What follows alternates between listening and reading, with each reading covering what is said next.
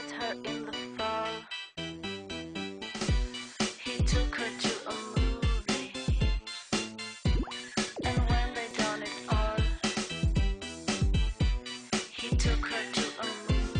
Hello and welcome to the Fabulous Picture Show. I'm Amanda Palmer. In this very special edition, we witness the birth of a film-making nation. This is the story of Greenland, famous for the shrinking ice caps, and now they want to be famous for their first ever homegrown feature film.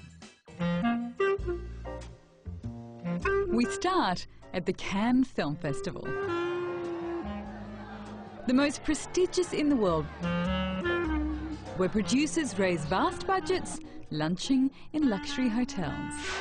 Unless you're Mikasok, the producer of Greenland's first feature. I've slept here. With scarce budget for luxuries. I slept on the couch right here. And then on the floor here. That was good. But the problem with free accommodation on your mate's floor...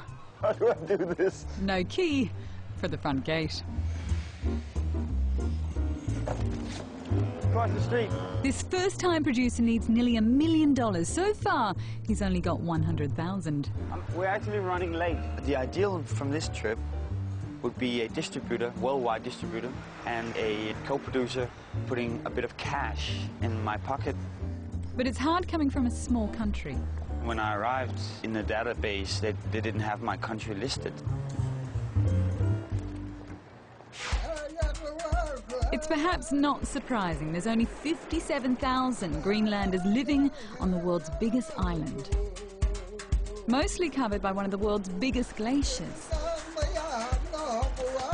We are Inuits, and we originally, for many thousands of years, walked from Mongolia and over the Bering Strait, and we ended up here, walking for many, many years. And as global warming melts their ice cap, Greenland's hoping to cash in. The looming global apocalypse has brought them more visitors, even more fish, and if less ice reveals the promised 30 billion barrels of oil, they'll be one of the richest nations on Earth. But the news hasn't reached Cannes as Mikasok approaches the Mexican Film Institute. They have a lot of indigenous people in Mexico, and I think this would be a good choice. Yes. Hello. Hello. I'm Mikasok. Yes. I'm producing the first feature film out of Greenland. We are the government institution that is in charge to promote the Mexican films. Yeah. Yeah, that's it. Muchas gracias. Gracias a ti. Bye. Okay, bye. Next, he tries a North American distributor. In Alaska, you have the Inuits. Yeah. My fellow countrymen. Okay. So I was thinking maybe you had an interest in... My cousin is from Alaska. Aha. Yeah. You don't want to hear about my film? You don't want to buy it maybe, or No. distribute it in America? No. No? that's, Right. that's clear talk. That's Right. good, it's good.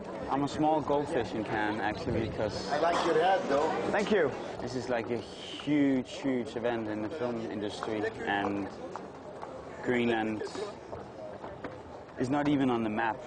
But there is an upside to being from the middle of nowhere. Apparently it's a bit sexy to be from Greenland and coming with the first feature film. It's attracted the interest of the Danish media. This first meeting is with Reuters Denmark.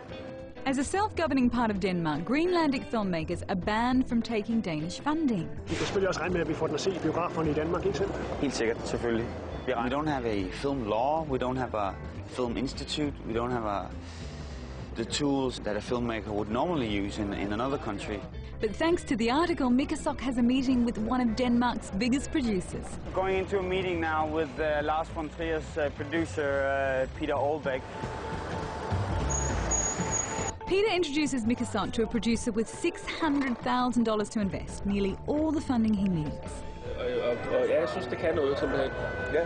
Men du har simpelthen læst manuskriptet? Ja, altså jeg har læst begge to, faktisk. Ja. But he'd have to shoot all the interiors in Sweden. Impossible for Greenland's first feature film.